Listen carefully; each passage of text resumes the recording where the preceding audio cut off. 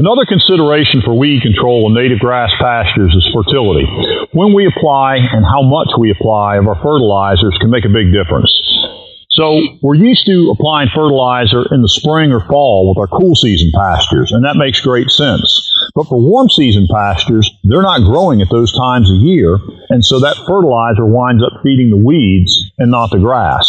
The correct time to fertilize a warm season grass pasture is now. We're getting on into the spring, our first spell of really warm weather, and you can see these grasses are really starting to grow now. And this is the time of year that if we put down our fertilizer, our nitrogen, our potash, our phosphorus, that these grasses will be able to take complete advantage of it and not the weeds that we don't intend to fertilize.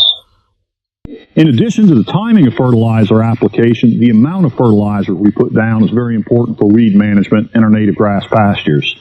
So if we go much beyond the recommended rates, which typically, for instance, for nitrogen is about 60 units per acre, the native grasses will not use much of the additional fertilizer. So for instance, if we put down 120 units per acre, a lot of that is going to go unused, especially if we put it down at the wrong time of year, for instance, late summer, and it'll remain in the ground until some plants are growing that will take advantage of it, our cool season competitors. So always pay close attention to your timing as well as your rate of fertilizer application.